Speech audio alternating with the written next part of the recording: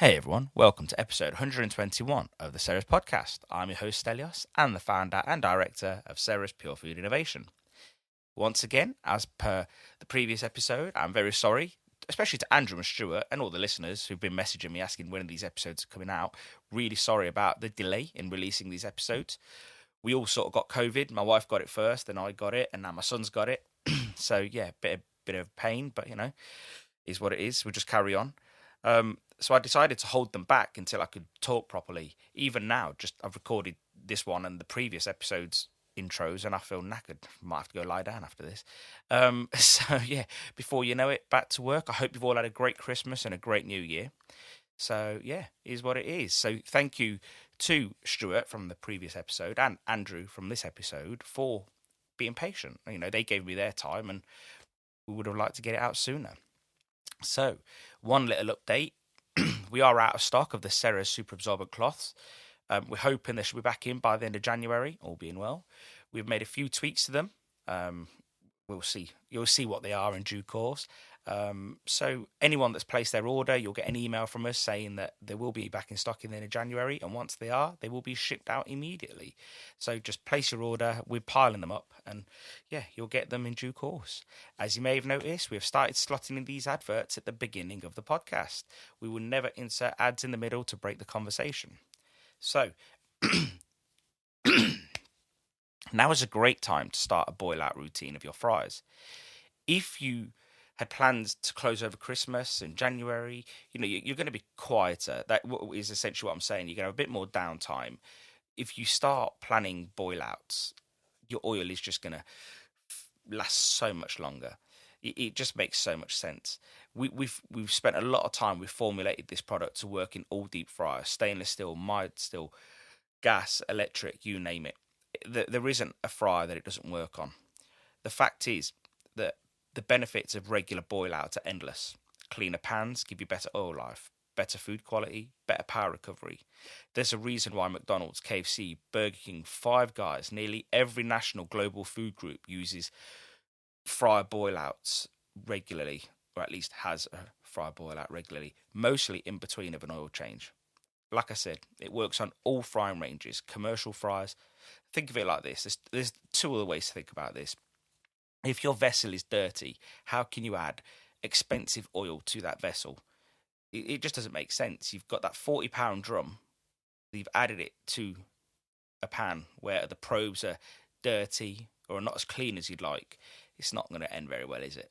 You know, and then also gas, electric costs. You know, the less crap you've got around your pan, the more freely your range is working. So not only are you being more efficient, but you're making your oil last longer and it tastes nicer for longer. So the question is, can you afford not to have a regular boil out routine? Order your Ceres deep fry cleaner today at theworldofceres.com. Today's guest is Andrew Crook. Andrew is the owner of Skipper's Fish Bar in Euxton, near Preston, and the president of National Federation of Fish Friers.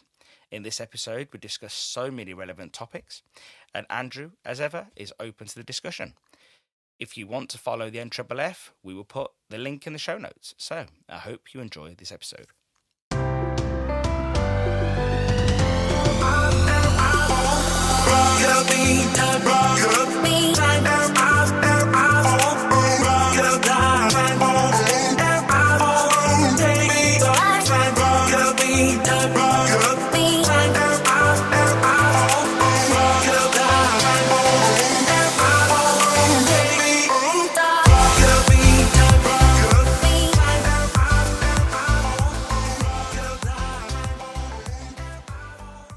Andrew, welcome to the podcast.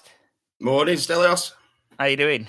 Yeah, not so bad. Not so bad. It's a bit of a dreary day outside, so I'm happy to be inside and warm and doing this. So same, mate. It's such a miserable day. And you know what ends up happening? I'm in one of the rooms doing this podcast, and at some point, the window cleaners are going to come, and they just start with their long little stick doing it. And I do feel sorry for them because it is so grey and miserable outside. So yeah, it's not the job for winter, that I don't think. No, not at all. Not at all. Well, have you had your coffee? Yeah, I've just finished my coffee, actually. So, well, you've already started with a compliment. You said that you couldn't hear me, so that makes me feel very happy because no one ever says they can't hear me. Yeah, well, I was enjoying a bit of peace, but yeah, it's a lot better now. So Christmas is around the corner. You're looking forward to a bit of a break? Yeah, I think I'm going to close the Tuesday in between Christmas and New Year, just give us a nice little extended break. But nice. We've got to make some money while we can as well. I think coming into the Christmas period, this is our opportunity. I've always been a bit torn, if I'm honest. Like, when I was in the chip shops, my dad used to open all the way in between, and sometimes you'd get the odd flat day, but I actually think that was probably more of a communication issue. We didn't tell people and stuff. But I actually sometimes think, are you better off staying open throughout all the festivities where money's flowing a bit more freely, and then maybe closing end of January when the money's sort of run out a little bit? I know there's two schools of thought, isn't there? There is, and I think every year is different. Obviously, there was a thread on Facebook, and I said, every year it's different because it's a different day of the week, and by the time it comes back round, everything's changed. I mean, look what's happened over the last 2 years now. Everything's moved on. The entire game's changed, doesn't it? So, what are you suggesting? I've not seen anything. Do you reckon we can make it through the podcast without saying the C word? Yeah, let's do it. We can try at least. No, I do see that. But I've always thought Christmas Eve is Christmas Eve. I've always thought it trumps any day that it lands on.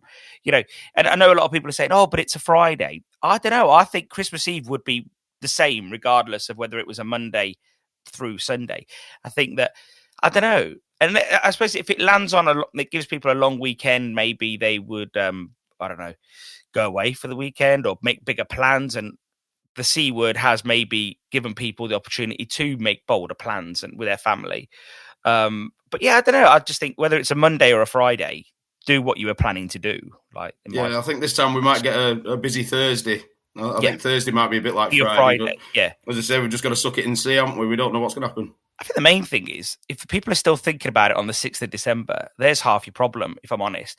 I actually think that now, actually probably 2 weeks ago, the Christmas hour should be in the window all over Facebook, reinforcing it. I think, like always, people are very busy and they sort of know what they want to do over Christmas. They want to spend time with this friend, that friend. So if you're leaving it till sort of like, I don't know, the last 10 days to start pushing it, I actually don't think you're going to see that customer at all, in my view. Yeah. You've got to plan ahead, haven't you? I mean, but it is very difficult as a shop owner. You have all the intentions of doing something and then somebody doesn't turn up for work, or you have a piece of equipment breaks down and all of a sudden you forget about it. And then by the time you remember again, another week's gone by. Yeah, it's true. Things go fast. I was saying to someone yesterday, tomorrow's Monday, but by the end of the day, I feel like it's Thursday. Yeah. It just ends up going really fast. And I've got to get to the bank this afternoon, and every time I've been in the last week, it's been closed because they've got staffing problems. So a lot of wasted journeys. Well, I can imagine as well with you. You've got a van full of cash to take. Hardly, especially not now. It's all card and online, and I like it that way as well. I had to throw that one in there. I couldn't help myself. So I just want to say right at the onset is that what I don't want is that we're going to talk about a lot of difficult things, a lot of good things, but some difficult topics too. And I don't want you to feel like you're being sandbagged. I actually feel like, because what I don't want is you to come on the podcast and then people think, oh, they came on, they spent an hour chatting, but nobody spoke about anything worth speaking about. And I think that, and I think there's a lot of positivity out there at the moment, but there's a few negative little niggles that are just biting everyone constantly at the minute. So, as long as you're right. Yeah. Yeah, I'm happy for that. As I say, I've always been one to be there to be shot at. So, well, it's not even to be shot at. I just think that it's great to have an opportunity to have a long form discussion about said topics rather than just a quick comment on Facebook, which you can't really fix the issue on Facebook. I just don't, I think people are too emotional on Facebook. Like you say, they're at work, they're in the middle of something's just happened to them that's got them peed off, and it's acceptable. So they can't think rationally. It's not a long-term place, whereas hopefully when you talk about things, you can listen to both sides of the argument. And again, my argument is I've got no shop, so I'm devil's advocate in some ways. I'm just trying to propose the opposites. Doesn't mean that I agree with them either. I could be on your side, but I'm just trying to propose the opposites, if that makes sense. So I actually think we should probably start with what is actually happening with Just Eat. And that's at the top of my list. Do you sort of feel like you are the Just Eat sort of like PR guy for the industry? Because it seems like everything Just Eat related seems to be coming your way. Is that because you sort of struck a deal with them at the NFFF because you do work closely with them? Or is it just because you are genuinely trying to help the situation? Just trying to help it. we're certainly not in anybody's pocket, and if there's an issue, we will tackle them. I spoke to Andrew Kenny at the expo at XL.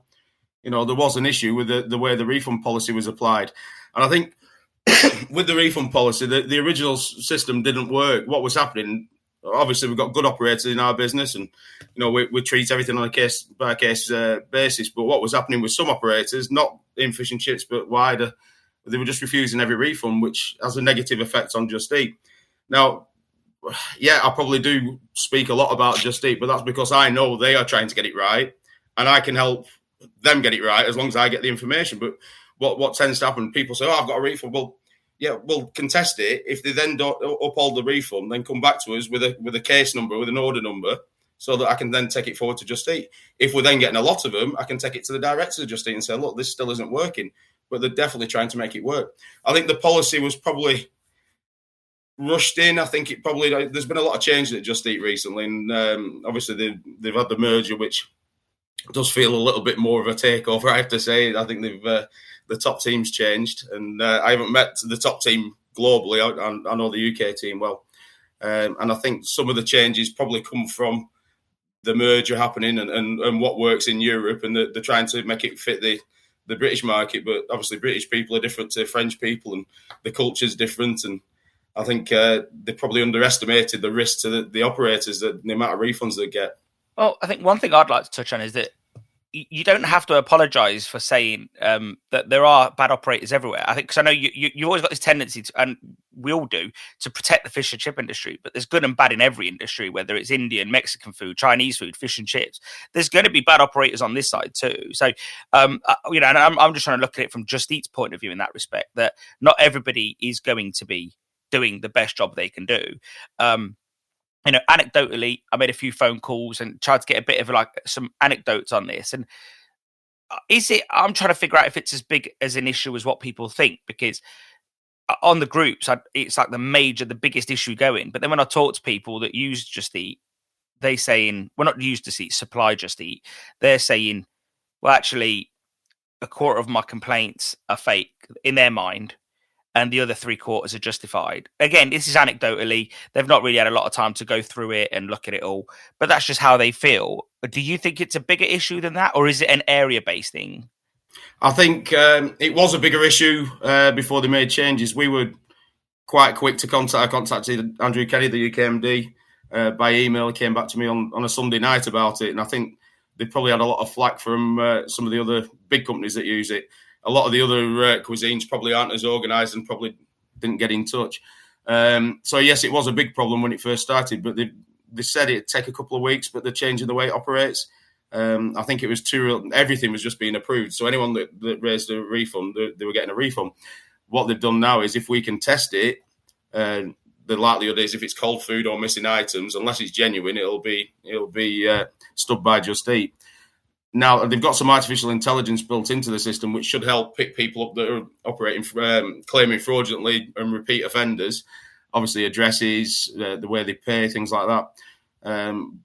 But it has improved. I mean, I spoke to Alistair Horrobin. He was having a big issue with it, and he told me that everything had gone back to normal. Oh, okay. So I've said repeatedly, anyone that's got an issue, try and contest it. If it still doesn't work, come back to me, and we'll try and take it up with Just Eat and get them to investigate and try and get it overturned that way. And at least then I'm aware that there is a problem. As I said, at the moment, we've nothing been sent into the NFFF at all since it was resolved, or we think it's resolved. Yeah. Nobody's been in touch. We've just had a few posts on Facebook. And then people start saying, we need to be aggressive. We need to boycott. We don't need to do that. I know the guys well enough to just speak to them and say, look, we're still getting issues in our industry. Let's sort it out. They want to get it right. I actually said to Andrew Kenny, it might be an idea to have a workshop or some sort of get together online, so they can, the operators can meet the people behind Just Eat and see that. I think they've got a them and us kind of situation at the moment, which they need to break that barrier down and just show that they are trying to improve it. But I think at the same time, I do think Just Eat probably could have put out a statement through the NFFF saying, look, guys, here's what we're trying to do. We're trying to work on this. Here was the issue that we were dealing with before. I'd imagine one of the issues they don't want to talk about, because they're a publicly traded company, is the fact that they make lots of money, but make no money. Yeah. So, they turn over a vast amount of money, but actually they've not really made a profit for the last few years, and that needs to change. And when there's growth, and this is the same with any aggregator business, same with Amazon, when there's growth, they're happy to absorb costs. If the customers keep ordering and buying, they'll keep absorbing costs. But the minute that starts to peter out, because they've hit their saturation, they're not going to carry on paying for refunds. And why should they? Because, one of the things I was thinking, why don't they just, you might not know this, but you may know this, why don't they just let the shops deal with the complaints procedure, just like they would if it was an in-the-shop purchase? I think that's going back to the way the system worked in the past. And if you get a bad operator, it's damaging Just Eat's reputation if you look at it from their side. So, I mean, the NFFF, me in particular, I'm in a position where I do get to know the people on both sides of it, and I can take a step back and try and have a look at it from both sides. So I'm just trying to put a little bit of reason out there.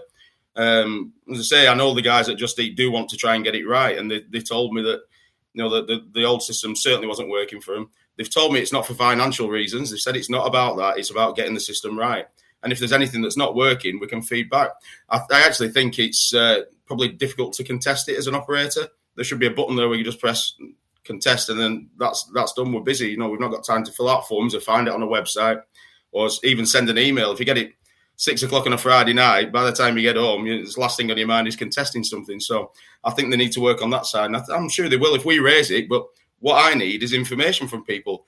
When people have asked me to get involved in things and then not provided the information I asked for, well, I'm sorry, that's not right. If you ask my help, I know what I need. But I get people telling me how to do the job, and it's well, I can't.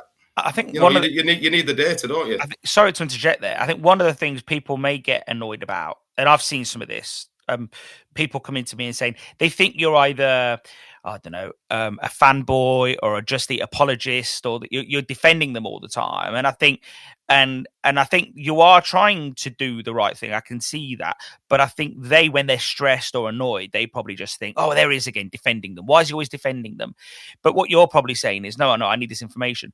Have you ever considered, rather than making it a thing on Facebook where you're interjecting, is where the only thing you say is, you know what, if you feel like you've been misdone by, go to this form on the NFFF website, it takes 2 seconds to fill in and we'll deal with it, as rather than Andrew Crook stepping in and trying to be the voice of reason as well. This way you can just say, upload any information you've got. When we've got enough information, we'll go after Just Eat, rather than, you could do a simple form on the NFFF website. You're quite techie.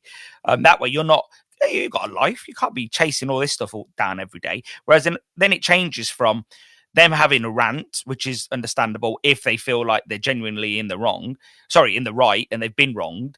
Then you can just say, oh, well, we can deal with this. If you fill out this form, we'll get onto it. And obviously they've got to be members and so on. They've got to be, I guess, however you want to deal with that.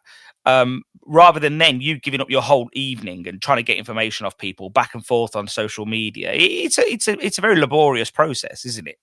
It is. To be honest, Nell, that's one of my jobs this afternoon. So you predict it, great minds.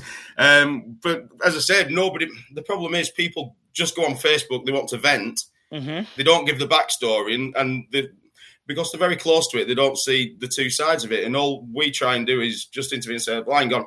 The same thing happens with a certain pie company. There's a lot of negativity about it, but whenever I've tried those pies, they've been fine. I couldn't guess what company you're talking about. I really couldn't.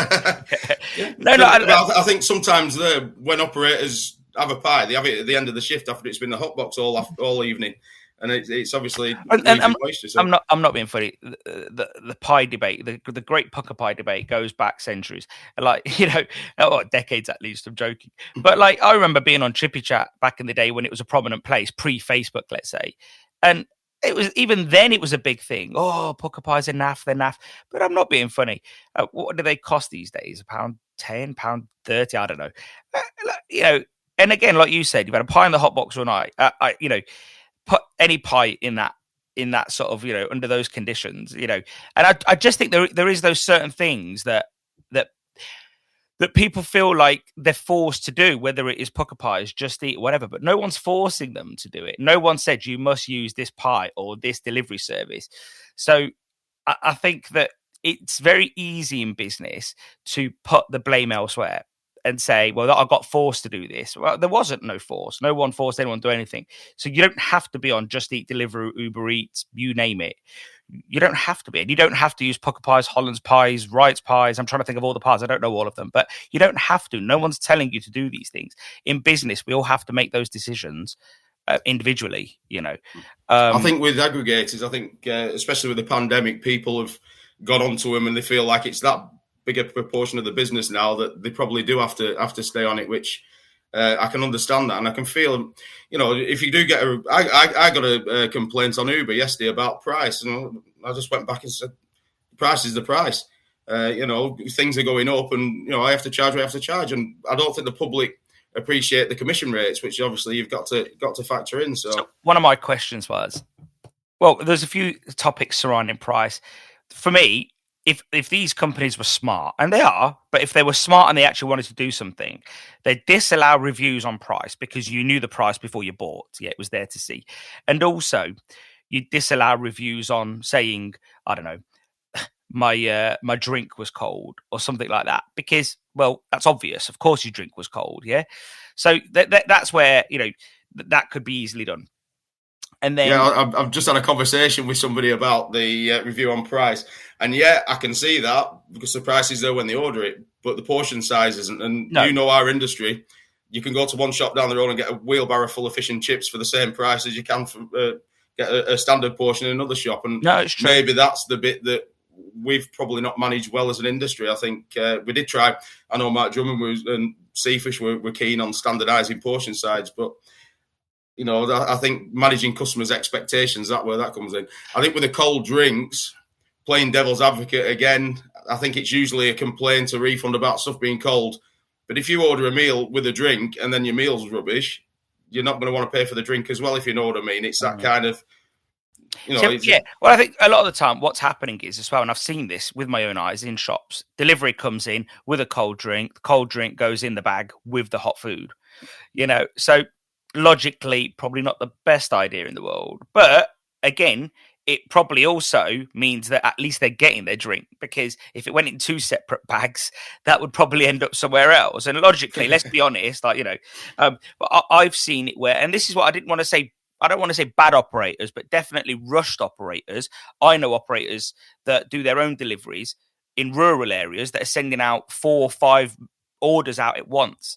When it takes you 10 minutes to get to the first delivery and then another 5-6 minutes to get to the next ones, you just think, what's number 4 and 5 going to be like? What's number 3 going to be like, if we're honest, So I can see this. I just want to be devil's advocate because the shop isn't always right. They're not going to be. So I can see Just Eat's point of view on that respect, or any aggregator's point of view in that respect. So there is some balance is needed for definite. One thing I did wanted to touch on, do you think it's on purpose that that customers of Just Eat, of said aggregators, don't know about commission rates, that they don't know about the service charges?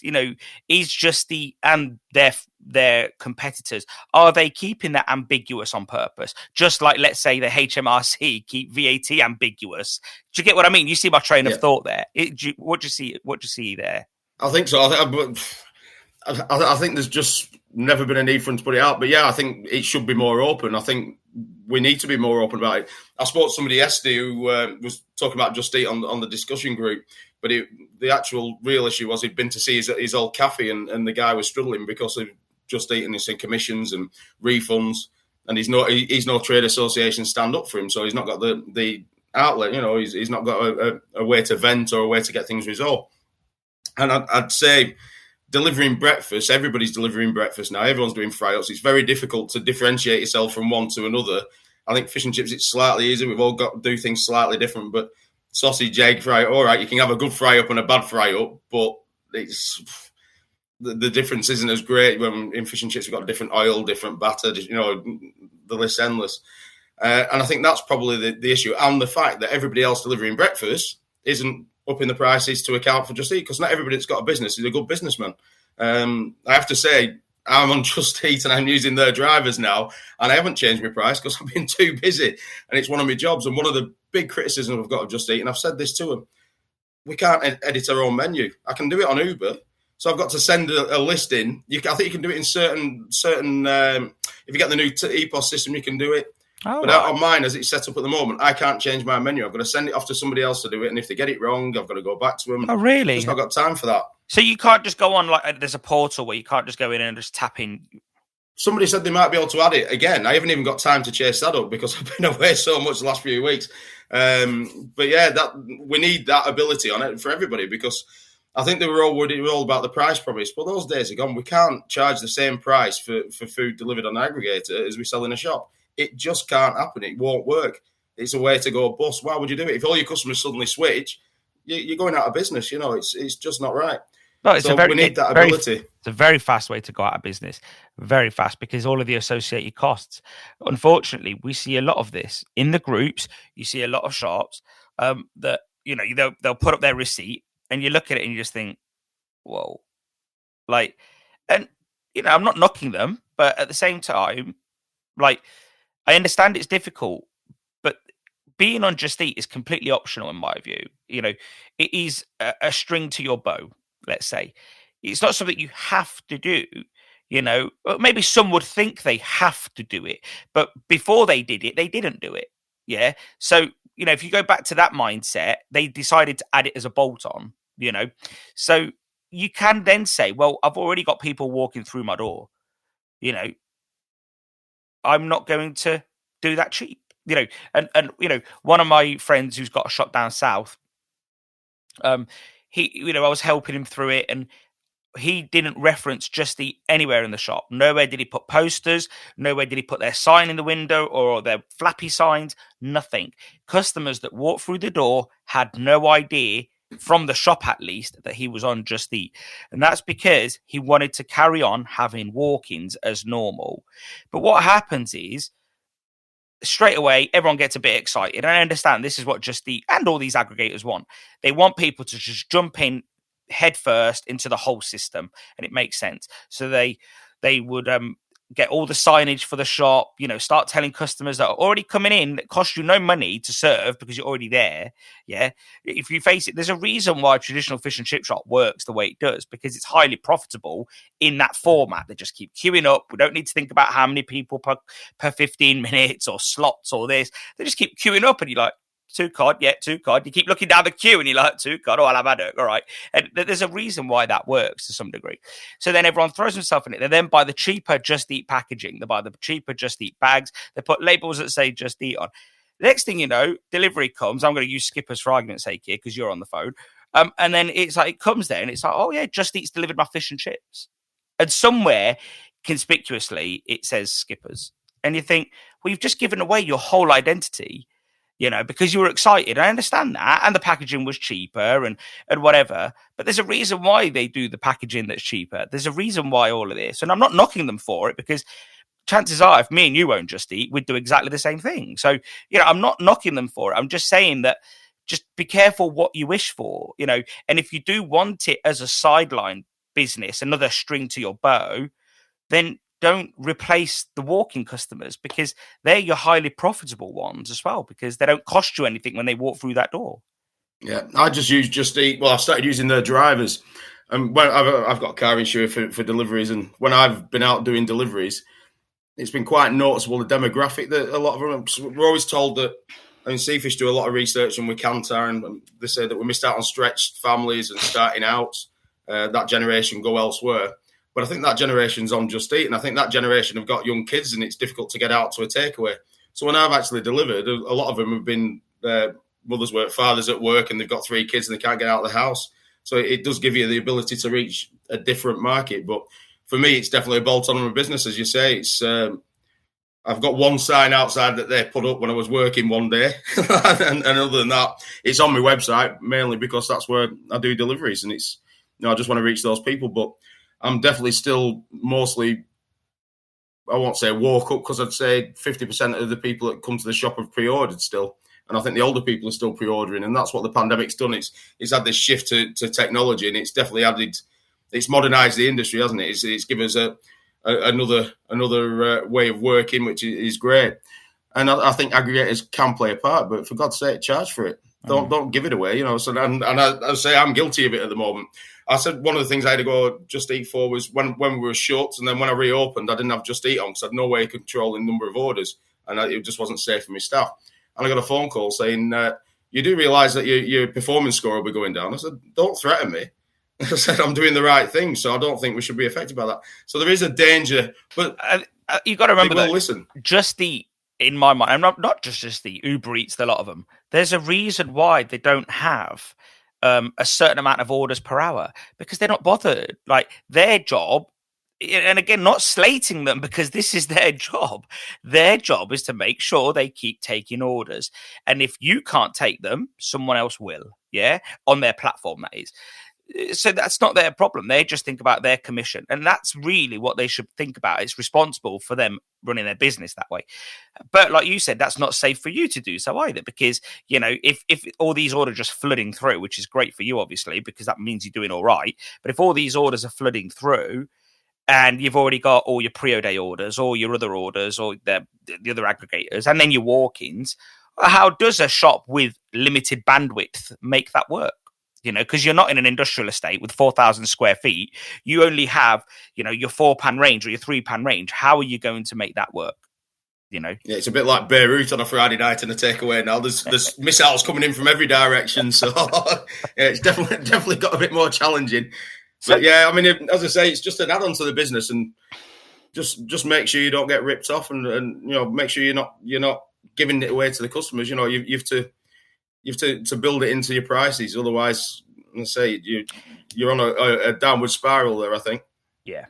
So are you still negotiating a deal with Uber Eats and Deliveroo like you've done with Just Eat? We're trying. I mean, Uber and Deliveroo are very difficult to get hold of anybody human.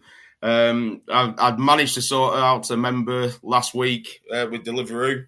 So I've got a contact, and I said, look, it's good for our organisation to have a good contact in your organisation, because we can triage some of the complaints like we do with Just Eat and make sure. So I've had complaints about, I'm getting crank orders. So when we deliver it, the person that we're delivering to is not ordered. So, that's not Just Eat. So somebody will always find a way around that. Just go to prepaid orders, card orders, and stop taking cash. So we kind of triage some of the complaints, because it's not one that they can really deal with. And I think it'd be good for us to have that kind of connection with Just Eat and Uber. We have got a line of communication with Uber, but it's one of the area reps who's negotiating. I've had a meeting. They've offered us a discount for members, but we're just, as I say, it's dragging on, and we're just waiting for the contracts to come over to sign it. So yeah, hopefully we'll have one with Uber, but to get hold of somebody at a higher level is very difficult. So it's something I'm trying to work on. Yeah. But I've emailed the MD of Uber Eats and not had a reply. So it's not an easy task. No.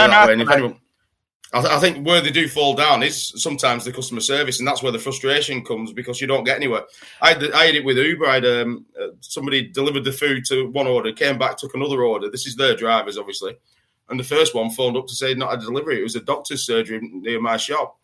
So I can test it. I redid the food, took it out to him, very happy. I can test it just to see what had happened. And they said, well, as the rider came in good time, we're upholding we're not going to refund you for it. And I'm like, well, they could have just put it in the bin round the corner. So yeah, there's definitely issues there. And I think sometimes it's at that level.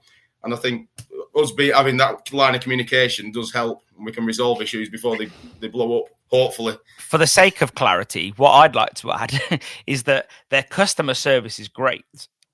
It's their partner service that is shocking. Yeah. Because, and again, I always like to reinforce this. The fish and chip shop or the Indian takeaway, whatever it is, they are the supplier in this chain.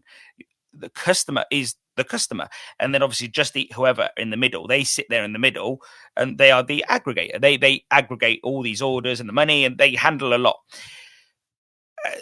In my mind, I think it's really good to get that clear, because people still don't get it. And I think they think that Just Eat should take their side. And even if things were correct and balanced, it's always going to lean towards the customer, because that's what suits Just Eat. So even if it's like, a scale of 0 to 10, the fairness level is always going to be leaning towards the customer. So it's 6 to 7. And with the fish and chip shop takeaway or Indian or whatever it is, slightly unbalanced. It's going to be, because Just Eat's not going to keep, and all of these guys, these companies, they're not going to keep taking these hits. They're just not. And like you said, if they genuinely saw the data that some suppliers of theirs were shortchanging their customers, and if they saw that data, they're going to act on it, and they're going to be firm and swift. And that leaves everyone in a precarious situation, because what do you recommend shops could do to negate this? To say, look, I checked this product, I ticked it all off. There's a camera above. I don't know. I double bagged it. What do you suggest? Is there anything you could suggest to these shop owners that are doing this, that mostly get the food was cold complaint? Well, the food is cold. That's always a difficult one. It's logging, keeping the receipts, making sure you log the time it was collected. If it was late, just write it on. I know it's very difficult when you're busy, but it might only be for a few months period while they get this policy right. But if they do have an issue and they can test it and it's upheld, and they don't Just Eat don't resolve it for them, if they're an NFF member, get in touch with us. We can certainly step in. Yeah. The more information I've got, the more I've got to go to them with and say, look, this is still a problem. Even if it's just the fact that we're getting so many that we have to contest, and that's taking too long. That's an issue. But as it currently stands, we've nothing to go on because nobody's ever sent anything. And we did have a member who had an issue with riders not collecting. He said, "You need to do this. It's a threat to the." I said, "I can understand why you're angry because you're in the middle of it, but it's not something that's widespread. So that's not something without a load of evidence that I could take higher up." So I went to a contact that works in their office.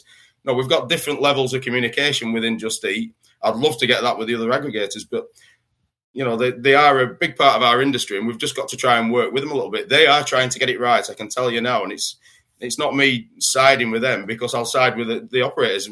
Certainly when the refund policy came in, it was wrong. And I've told them, and I don't think their apology went far enough. I told them that. The one came out on a Sunday afternoon, and I think they needed to do something more like KFC, where we effed up kind of thing, because they know it was a mistake. Well, they would if it was to the customer. And that's what I'm saying. If it was to the customer, and let's say for argument's sake, there was a widespread problem that affected paying customers, they would do something like KFC. However, when it's to their suppliers, they don't see the why they should. And yes, they use the word partners, but they're not partners, if we're honest. Well, they are from what the percentage is. But what I'm getting at is that truly to them, they are bulk wholesale suppliers. That's it. You supply fish and chips to Just Eat. This is how they have it mapped out on their boards. And I'm not knocking them. I'm just, if everyone understands the business plan, you can work around it. One thing I'd love to see, and I've said it for a long time, one thing I'd love to see is, do you use Pre-O-Day? Yeah. I'd love to see the NFF doing it for people, setting them up, because I think a lot of people use Just Eat and all these aggregators because they don't know how to do it themselves. Whereas if you guys at the NFF said, look, we'll set you up with Pre-O-Day, you can either pay us or you take a percentage. They take a choice. They can either pay you, I don't know, a little bit more than what it would be Pre-O-Day, and you're upfront about all these costs, so no one's feeling like they're being done over, but you're setting it up, you're doing it all right for them, the NFF, or you take a percentage of what goes through that system. Because I think, I think the NFF has the ability to do that. Technically, you're very good at that. And there's people out there that just don't know or don't want to use aggregators. So you guys could fill that spot there, and it's a bit of extra money as well. I think the challenge there is the promotion to the public, which we've not got the ability to sponsor Love Island. The shop has to do that. The shop has to go back to ground roots and promote to their core customers. That's it. Yeah. But then Pre-O-Day would help them get set up if they contact them, wouldn't they? So we can just put them in touch, or whichever ordering platform they want to use. I think if people aren't doing online ordering now, then they're probably not going to start. Or most people. Believe it or not, I know some people that have gone with Just Eat and all that lot because they literally held their hand all the way through it. They had nothing to do. They got the machines in the post. They literally got it set up. And I know people that aren't very technical that managed it. Whereas, Pre-O-Day will help you to some degree, but it's not going to be, we hold your hand all the way through it. Whereas if there was someone there that did that in between bit, or even if it was a completely new service that the NFF did, and again, I don't think there should be any shame behind the NFF getting a little bit of commission on such service. I really don't. I think that for me, I think that could be very good for the NFFF. I think that, and yeah, you can't sponsor Love Island, but I'm not being funny. Everyone puts far too much emphasis on this. I think, and I'm a big fan of controlling your own, not controlling, but what's the word? Everyone owning their own customer. I've always been a big fan of that. And let's face it, if you had the choice, you'd rather everybody was using your pre-O-day service rather than the others, wouldn't you? So it's a longer, slower burn. It just takes time, And I know everybody wants immediate customers, yeah, but nothing was. Rome wasn't built in a day, was it? Yeah, I agree with that. But to be honest, I have to say, using the delivery drivers makes life a hell of a lot easier in the shop because you've not got the logistics side of it. No, I can imagine. So again, a pro to the cons, yeah, of course. Yeah. And I guess you're right. You don't have to think about payroll. You don't have to think about, all of that. But, I guess with every pro, there's a con. And it's just everyone needs to measure them. And again, does the NFFF need to say to people, in the private section of the NFFF for members only, here's the pros and here's the cons. Here's what you need to consider before going into this. Because I think a lot of people go into it only looking at the pros. Like anything, we're all, come on, I remember when I bought a fast car years ago. The only thing I cared about was that it was fast. Yeah. The fact that I was a regular at the local petrol station didn't occur to me until about 2 weeks after owning it. So with every pro, there's a con, is what I'm getting at. And I think if that's somewhere displayed, and yeah, I know you might think, well, I can't do that to Just Eat because it's focusing on negatives. I don't think it is. I think it's more, and not just to say that you're defending them either, but more so, it's just laying everything out black and white. Look, and I think we've put articles out there on our website, and I think if anything, if I'm being completely honest, they are probably biased somewhat to leaning people towards doing it themselves, because that's probably something I believe in. But again, if they know, here's the costs, here's what you have to do to adjust for those costs, because you shouldn't be giving it away. Here's what you should consider. And if you are going to, bear in mind that if you do get complaints, you need to have some way of backing it up. Did you check the temperature of the bag before it left? Did you, have a camera above looking down? Did you count off the items? And if people get the heat bags or whatever, don't send out 6 deliveries at once. Help the situation. And if you've got all that listed out, then yeah, and maybe you could do like a lesson on it, you guys do the online training. Maybe there's a training module there for that as well. And those lessons are quite successful now. So maybe that's something like an online delivery module as well, where you can just talk to them for an hour and say, look, here's the pitfalls you're going to come across.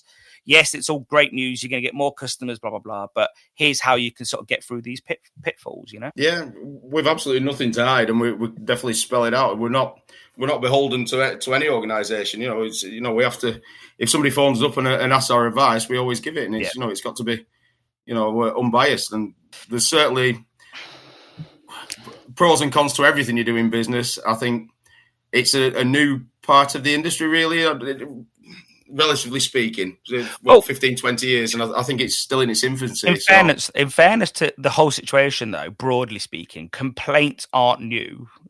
I've said it before on the podcast. I remember when I was in the fish and chip shop, people used to come in and complain in the queue whilst you were still serving people that were so that's I don't know if you'd remember this as well, but it was dreadful. You're sort of, there you are frying, doing what you're doing, and you recognise the customer who's standing there, who was happy 10 minutes ago, who now looks like he wants to cut your head off. And then you walk to the front and they're like, oh, I'm really unhappy, in front of everybody, so that's not the case anymore. Well, as much anyway, I think it's the social media aspect and the fact that those that have a mind to try and rip you off have an easy way of finding out the information and spreading the information. I think that's probably, whereas everyone had to work out for themselves, if you know what I mean. But it's the same if you get a complaint on Facebook and you say, oh, get in touch and I'll replace the food. Then everyone's seen that. So somebody else who wants a free meal will try the same thing because they know that's your policy. And I think it's a difficult thing. There's certainly a module in that customer service. That's one that we're looking at doing. I have to say the last 2 years have been a bit busy on a lot of other stuff, but these are the kind of things we think we need to adapt to. No, I'd be a big supporter of that. I really would. And another thing, I can't remember who it was that put this to me, actually, because I had quite a few messages coming at me this morning. But in my shop, and I think many people's shops, and probably yours, if a customer comes in and genuinely has a genuine complaint, usually I think for the most part of the industry, it's replacement first, then credit if it's a second time, and then refund is their last option. Really, and I think we always did that. Like, my dad was very generous when it came to complaints. My dad assumed that everybody was being genuine. And, when he said to me, look, every now and then there's one that's really taking the piss, just do it anyway. And my dad always used to shame them a little bit and be like, look, and that was his way of dealing with it. And for the most part, they'd not come back. And then if he got really pissed off, he'd just say, don't come back, and I know, like, chatting to people like Fred Capel, like, he'll say to me, he's got a restaurant, and you get the odd person that comes in and goes, oh, it's not good enough, but they'll come back the week after and they'll complain again. And at some point you have to say to that person, we're not good enough for you, go somewhere else, clearly. Yeah. So, but with online aggregator, I don't know, because I've never, I don't know if you heard the podcast with Sarah Locke. My admission is I've never used the aggregator as a customer. I don't have an account with Just Eat, Uber Eats, nobody. So is it literally just they click, it was cold, and then automatically get a refund? And then when the shop goes to contest it, it's just a button that says contest. Is there a notes section anywhere? I've never had a complaint, so I don't know. That's the information I want from people out there. But I think they probably just do get a refund. But I think they've got artificial intelligence to tighten up on that. I think in the past, probably somebody clicked yes or no, but I think now it's probably automated. And I think that's one of the things they're trying to put in place, that it'll learn as time goes on and kick people off, and it will get better. But yeah, I've never had one in my shop. So I've had one refund, which somebody had missed something out of a bag. So I held my hands up and are happy for that. But yeah, I agree. I mean, Stuart Atkinson once told me about a story. American Airlines, the lady kept complaining, and she complained at the desk next time. She always phoned up and got some air miles. Then she complained, and it got a bit higher up to an area manager. And eventually it got to the CEO of American Airlines, and he just wrote back to her and said, Mrs. Smith, we're going to miss your business, because you're never going to keep, that person is only going to cost you money. You're better to lose them. I've had customers that always said there was something missing from the bag. So we started logging it, and and you realise there's a pattern, and then you start double checking it and say, actually, no, we checked that and it was in. And then as soon as you've done that, you either lose them as a customer, or they stop complaining and stop trying it on. Well, you have to say to yourself, is that person a customer if they're trying to do you over?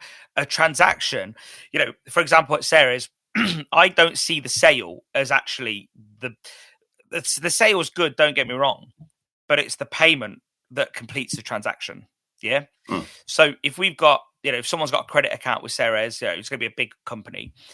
So I had to say that because I don't want chip shops ringing up for credit accounts.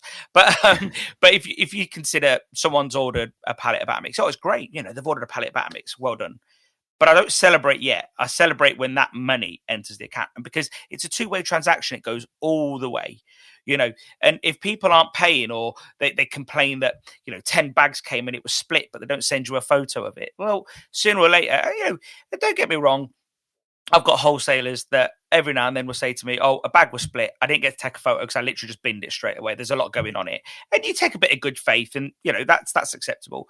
But for the most part, 9 times out of 10, I get a photo immediately saying this were broke, and there's no contesting. It's, don't worry, we'll sort it. So I think, is it a customer if the good faith wasn't in it from both parties? And I think for the most part, most chip shops are delivering that promise. And not just chip shops, every supplier to Just Eat is delivering that promise.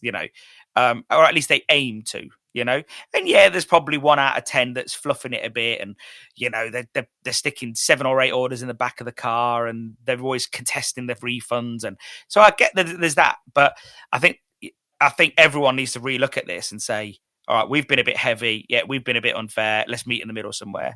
And I think someone said maybe people shouldn't be allowed to complain until they've had 10 orders and stuff. I don't know how that would all work. I don't know. But, if Just Eat at least press them with 1 extra question, they'd probably think, oh, it's too much effort now.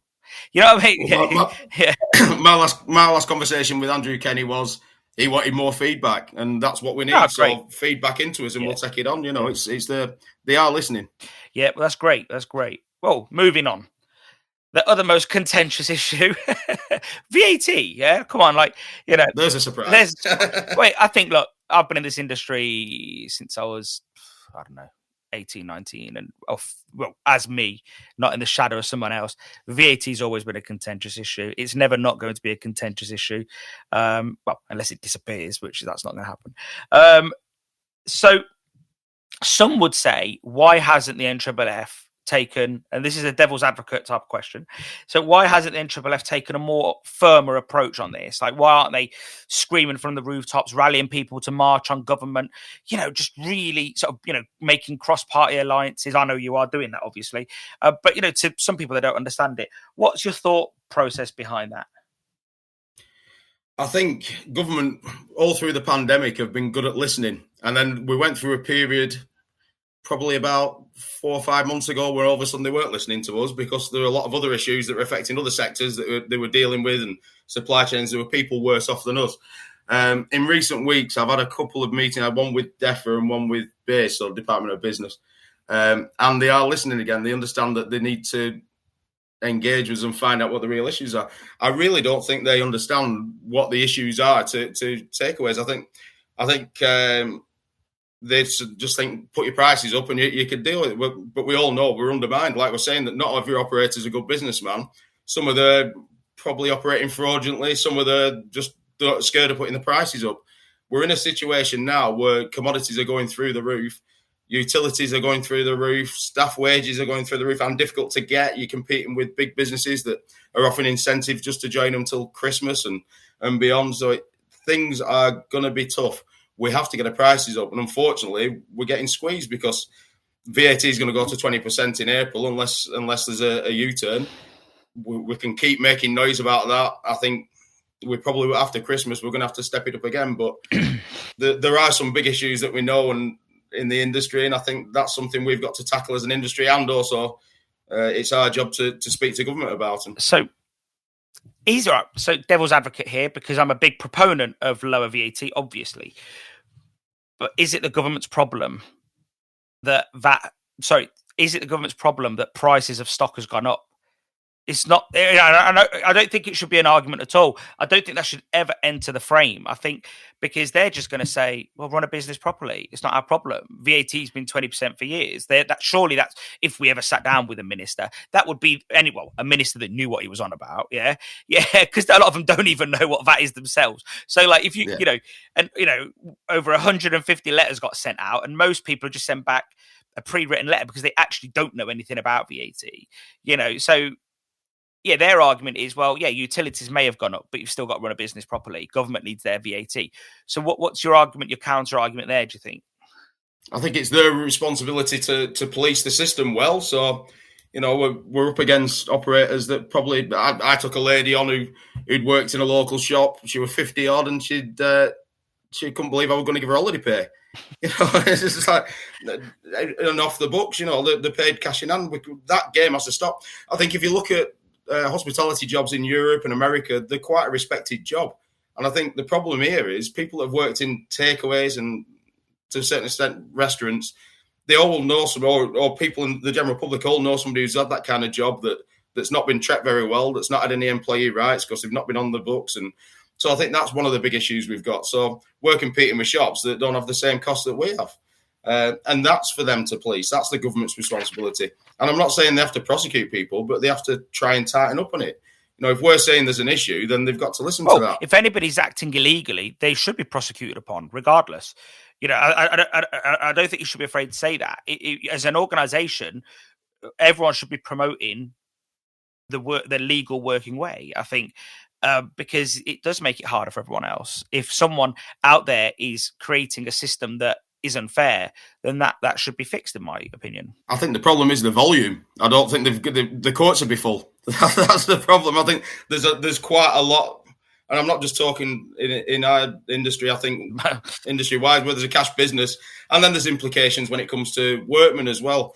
Doing a foreigner at a weekend pay, there's all sorts of complexities that it affects, but that's why they need to sit down with us all and let's have the conversation. I think they missed an opportunity. If you look at some of the European countries that have reduced VAT, they've seen nearly double-digit growth. It does stimulate. I suppose the government's argument would be temporarily it went to 5%. They had the grants, they had everything, as in businesses. if there's another lockdown, and I don't think there will be, I think we're fairly sure there's not going to be another lockdown. There might be different variants, but I think it's just keep going, essentially.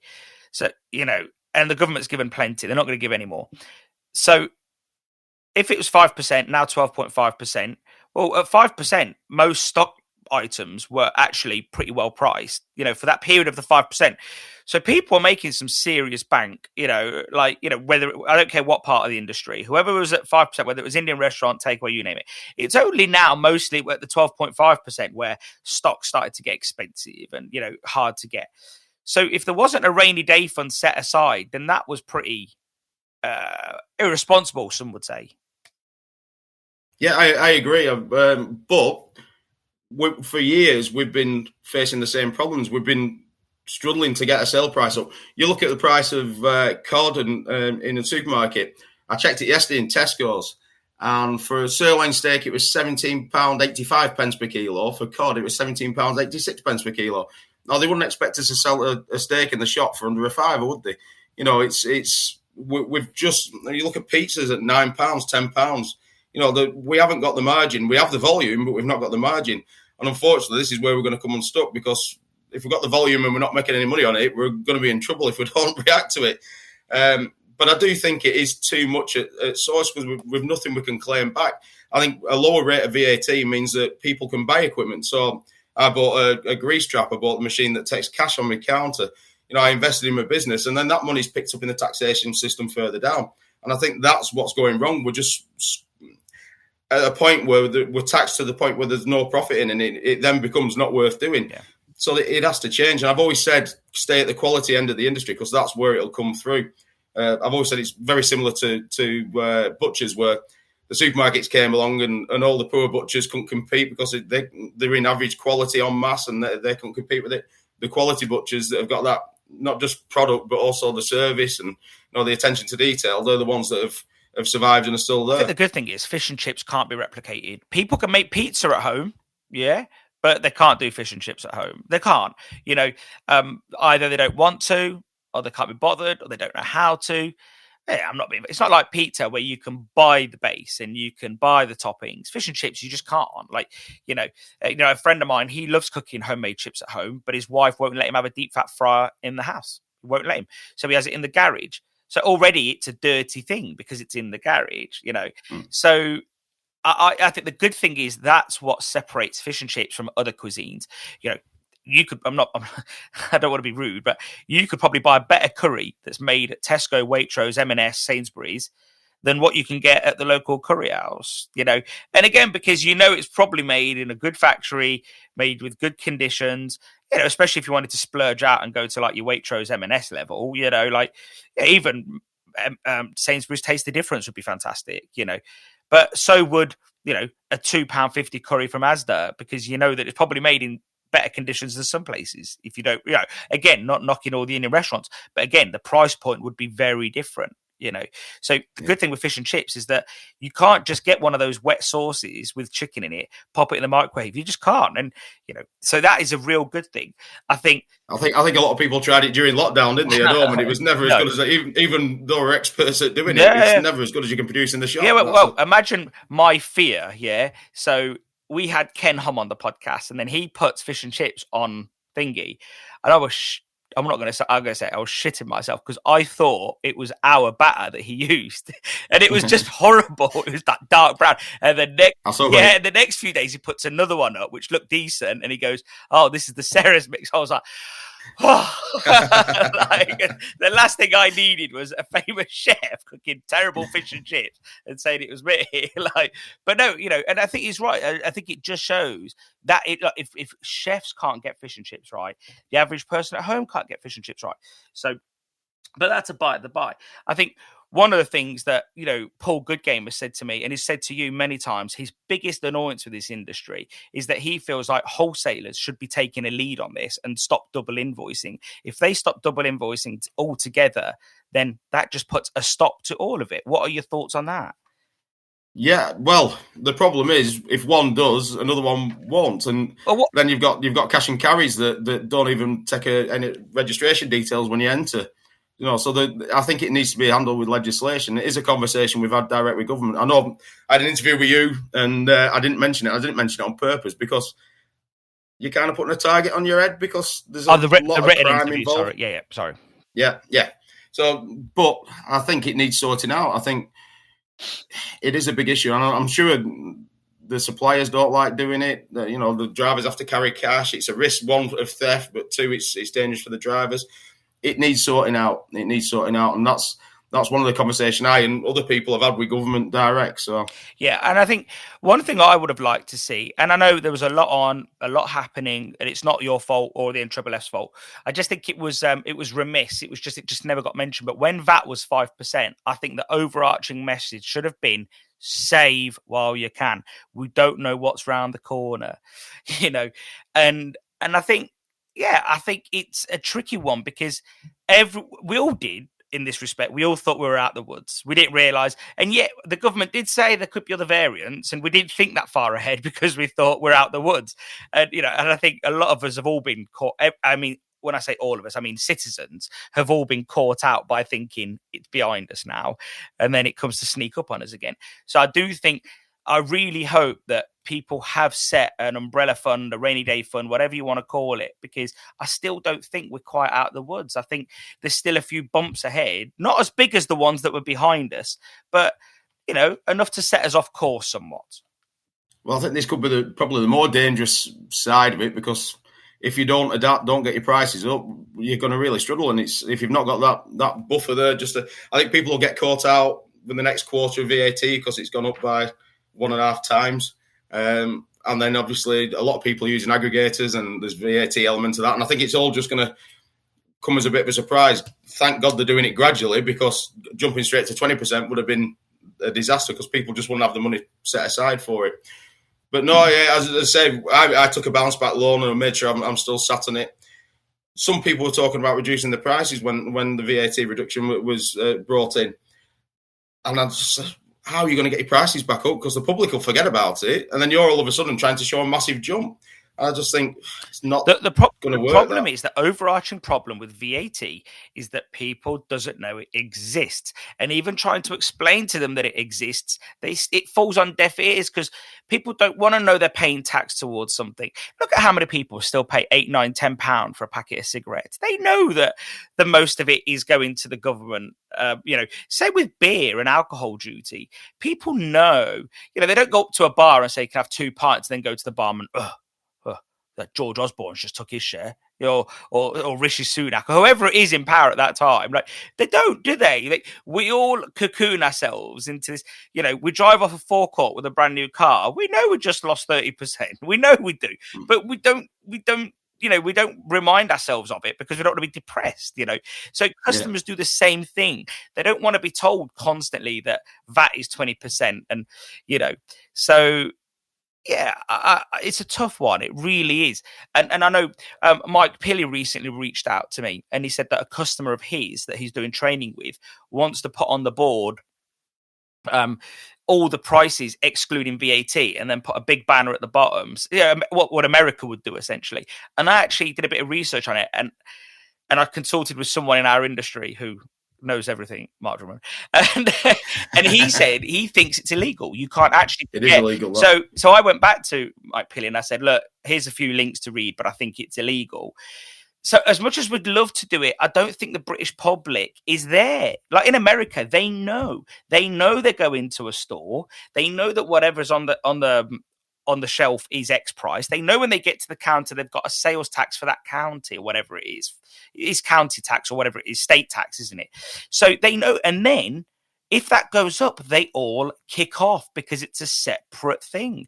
Whereas over here, you mentioned VAT. The people that do know don't care, or just think, oh, whatever. And those that don't know, and they don't want to be told. So it's a tough one, real tough one. I agree. I mean, they're not bothered even if the shop down the road's cheaper because it's not paying everybody, all the staff properly. They don't care. And it doesn't affect them. That's the thing. But it affects us. I think what affects them was, did they go in and the fish and chips were nice? Yeah, great. All right. And was it, I don't know, 50p cheaper? Yeah, it was.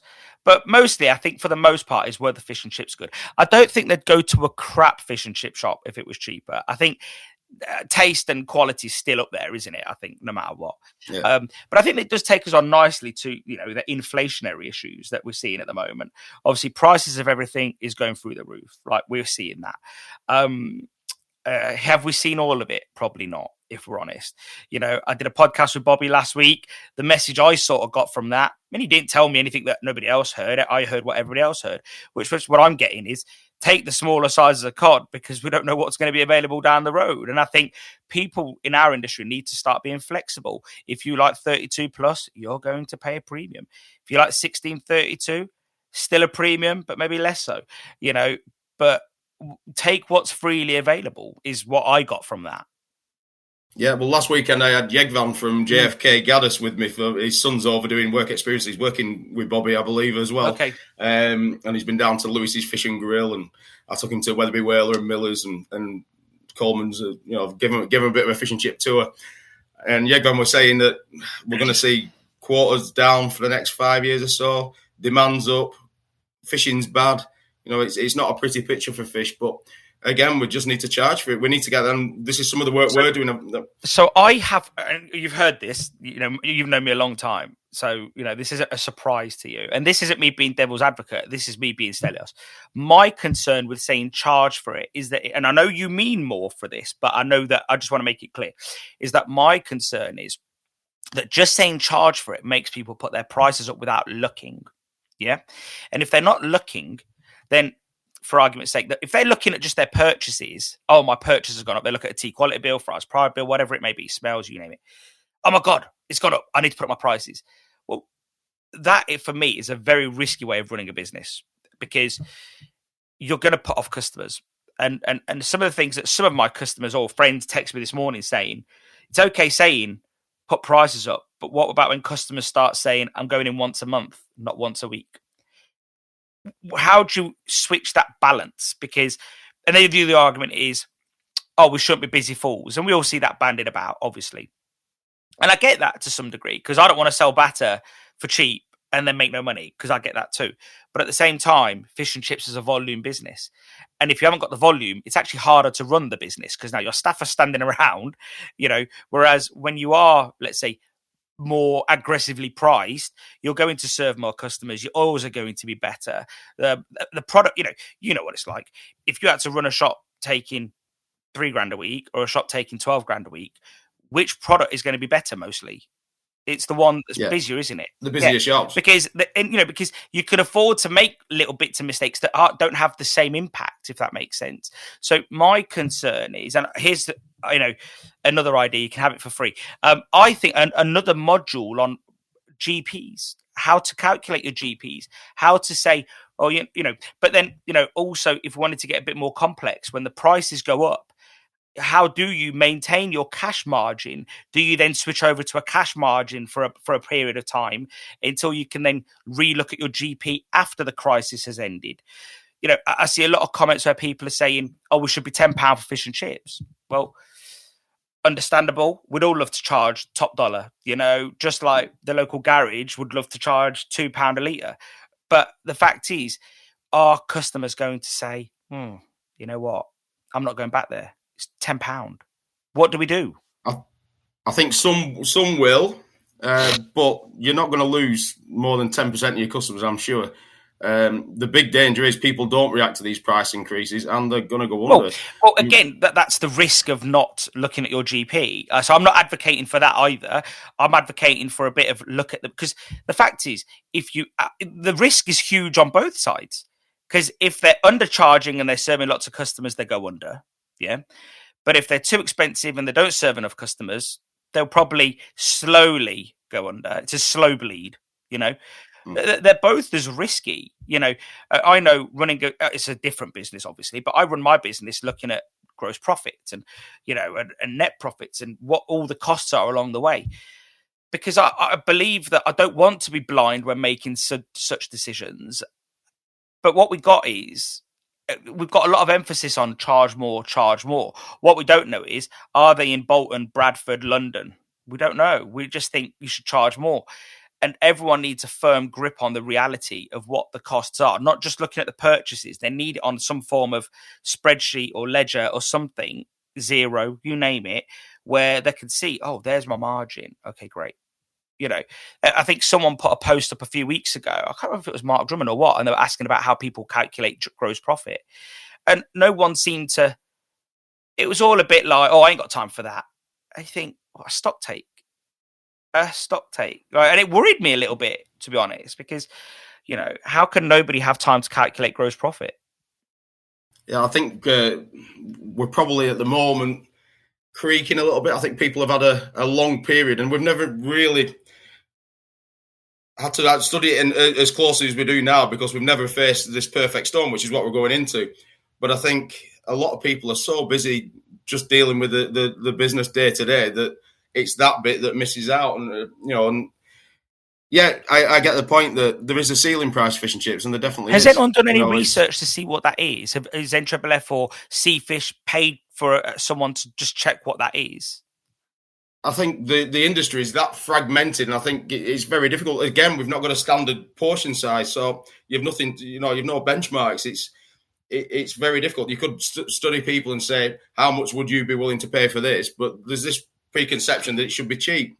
So some of the work we're doing at the moment, I've been talking to the Norwegians, and I've spoke to Euxton as well from JFK. We need to put the provenance, we need the stories behind the product, so we can show people what goes in, what the level of knowledge throughout the supply chain is.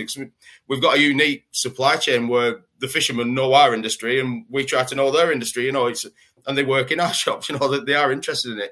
And I think we need to start, it's going to be a slow burn, but we need to start getting those messages out. And the fact that it's not a cheap protein, fish isn't. But you can have other menu options that it's a price point. And I think that's probably where some shops have to go. Some shops will be able to charge what they want. But I think a lot of shops are going to have to just have a look at some other options that satisfy a price point for workmen, or otherwise we are going to lose out to. I've just had a McDonald's open up 400 metres from my shop. Luckily, it's not affecting me so far. It opened up on my birthday last Wednesday, which was a nice present for me. And they gave me roadworks as well. Did you go for a McFlurry? No. I keep calling them new McNeighbours. So. but they've... as I say, it's competition, and we're going to lose out to them because it's easy to go through a drive-through and pick a burger. So I know one of your worries, it's not a complaint, it's a worry as the president of the NFFF, is that portion sizes are a bit steep in some areas. Is one argument there for those people that are also worried about reducing that portion size as the main item? Would you say the best option is to bring out a size that fits in between, let's say, their smaller portion and their larger portion, and maybe slot something in the middle? Great profit margin. It's almost like refreshing it and then work hard promoting that for the next 3 years, then turn that into your main product and then delist the larger one later on, or put the price up on it as a larger portion, Moby Dick portion or whatever. Like, really work on that. Would you say that's one option? Yeah, I think one of the big issues we've got is people call a large fish a large when I'd call it a regular, or there's all these things. You've got to manage the customer's expectation. I think giving the customer choice on the menu as well, because there's a lot of people that will get a portion of chips and waste most. I couldn't eat a full portion of chips at 10, 12 ounce. I only have a few. Liar. So that's true. It's true. I'd rather have a bigger fish. I do agree with that. Or a bigger steak. But I think offering the choice and being upfront about things.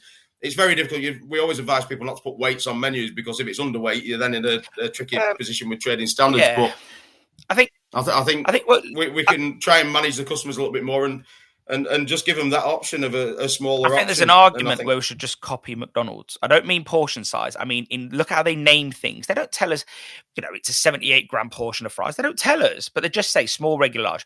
And I've been a big proponent of this. I think we should have a standard naming of certain things, or at least a recommendation. So on the NFFF website, it should say, we recommend X, Y, Z. And it's just a recommendation, nothing else. So if somebody is then opening a new site, they then hopefully look at that and say, okay, that's a nice framework, I'll stick to that. They may not, but at least there's a recommendation. Well, what they should do is come through our training and they get told. I agree. So. I agree. But unfortunately, some don't. I know a shop in Leicester. Their large fish, or what they probably class originally was their regular fish, is probably a 14 to 16 ounce haddock. and their mini is probably half that. So what's that? That's 7-8 ounce, So, it's difficult because I think you've always said this as well. Is like, fish and chips was invented today wouldn't have any of these problems, but it wasn't invented today. Unfortunately, it was invented 160 years ago. And yeah, if cod and haddock is a premium product, then why aren't people just simply bringing out another species into the menu that will give them that extra purchase, and it can be cheaper. Put it in a meal deal, with, I don't know what it could be. It could be pollock, I don't like pollock, it's not my favorite product, but it could be coley. Coley is a lovely product, it could be ling. There's so many things that we've got, whether it's bought in as frozen at sea or whether it's fresh from the UK waters, we've got, we've been telling people that, and I think having an option. I mean, pollock's going up in price, so I think as there's more pressure on cod and haddock, it's going to force the other ones up. But again, it's looking at your menu and seeing what options are out there. There's shops out there that are fish and chip shops. There's fish and chip shops out there that probably sell more kebabs, and it's that call themselves a fish and chip shop. It's a regional thing, It's whether you want to go down that route. It's a very regional thing. We've got listeners in Liverpool, and they would do Chinese food. And, that's normal. You won't go to the Midlands. If you can't get a kebab with your fish and chips, people look at you like you're funny. You go to Scotland, I remember years ago, Giovanni was doing ice cream, pasta. He was doing all sorts of things. So it's alien to us, And I remember Gordon Hillen, when he won Fish and Chips for the year, he was saying that one of his biggest sellers at the time was Pizza Crunch, So we shouldn't, I suppose. You could knock it, but at the same time, that's how fish and chip shops just become part of the local scene. They really embed themselves locally. And if it means that... I also think with online ordering, you've got to satisfy a family's needs. And if you've got a family of different age groups, you probably need some products that tick the box for the younger ones that are also going to go elsewhere where somebody does. But in my area, I'm quite close to Liverpool, so I do get a lot of people from Liverpool asking for rice, which... Yeah, I mean, it's a shop with kebabs on. Sometimes it's treated as a traditional fish and chip shop in this area. It won't work. And if you go over to Yorkshire, they have a very simple menu on the whole, don't they? So it's. But I think we've just got to keep an eye on it. And if there is something easy that's an easy option to add to the menu that ticks a box, then why not? Yeah. No, I think we've got to be very open-minded. We can't be closed-minded. The industry suffered from that a lot over the years, and like many old industries, we can't do it that way. No, we've got to look at ways to do things. It's just the way it is, in my view. Anyway, moving on, positive things. What's new at the NFFF? Go on, give me a lowdown. Well, sadly, I've just lost the media coordinator, Rob, so I've taken over the media side of stuff, only temporarily, but that's one of the bigger changes in the office. We've just agreed with Seafish to take over the running of the National Fish and Chip Awards. Seafish, during the pandemic, have been hit with reduction in levy. Obviously, Nicky Hawkins left the organisation, who really looked after the awards and did a great job. I mean, at the end of the day, it's been going, 32 events, and it is definitely the pinnacle of the fish and chip industry. And if we didn't take it on, I fear that either one, it'd go too commercial, somebody would take it on a commercial basis, or it'd just fail and other things would occupy that space that didn't have the same impact. So we've been quite keen to talk to Seafish about it. We've been in negotiations involving FASFA and the order, and we've been very open about the way we've gone about it. Marcus said they probably won't make a decision till spring next year, which I've been a bit conscious that it's going to be too late to get anything done for 2023. Met with them a few weeks ago, and they've agreed to let us take over running it. Seafish is still going to be involved. Andy Gray's still going to be involved. We're at the stage now where we've just got a small committee together, and then we're going to meet to discuss who else should be involved in the organising side of it, how we do it, whether we split into two groups, one organising the event and one organising the judging, because we have got a blank sheet of paper. We've got the opportunity to change it. And I do think there were some issues with the judging. I think it definitely growed arms and legs. And I watched John Molnar's presentation at Isle of Ealing. Absolutely unbelievable what they do in that operation. But I'm thinking, I'm never going to enter because I couldn't do that. We need to just have a good look at it and how it can be tweaked. And I'm not saying we could completely revolutionise it, or we can take some of the bits that worked and try and adapt other bits, and and just see how we can take it forward and what effect that has. Do you see yourself going back to bare bones, or do you see it more evolution rather than revolution? I think that's going to come down to the first meeting of the committee. I think people will have their own ideas, and we're just the caretakers of it. It belongs to the industry, and we just want to make sure it works. And without us taking it on, it probably would have gone by the wayside. And I look at all the other cuisines; they've got their own awards. I attend quite a few of them. I think the judging processes in those are probably not strong enough. I think the events are probably better than our event. I think they're a bit more glitz and glamour. I went to the Golden Chopstick Awards. It helps that Gokwan's one of the organisers, and he was a great horse. He was absolutely brilliant. But yeah, we could do with a little bit more glitz. But the judging process of our awards was certainly better. But was it too strong? Was it too strong at an early stage so that people just lost faith in entering it because they thought, well, I'm never going to get anywhere? And I just think we've got the opportunity now to look at it. And I think if we get some great minds on it, and we need the best minds in the industry to work on this. One of the problems is that, and I see this as a negative, but others freely may disagree with me. Anecdotally, I see that all of these extra awards come in to then allow others to participate, which is great. But what happens actually is that the same shops just keep putting themselves in all those awards.